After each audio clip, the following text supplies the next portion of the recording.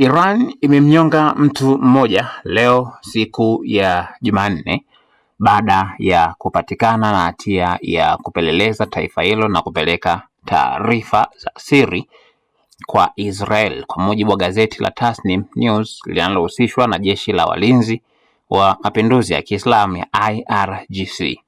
Mtu huyo ametambulika kwa jina la Ghamrez Khan Shekalb, ambaye mamlaka za Iran zilimtaja kuwa jasusi wa Israel aliyekuwa akishirikiana na taasisi za ujasusi za taifa hilo. Ripoti zinaeleza kuwa hukumu yake ya kifo ilikuwa tayari imethibitishwa na mahakama kuu ya Iran kabla ya kutekelezwa rasmi leo.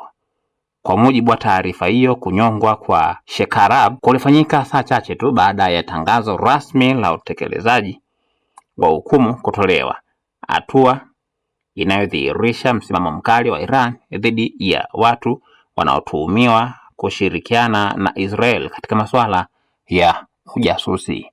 Usiache kusubscribe channel yetu ya YouTube ambayo inasomeka Dodoma TV.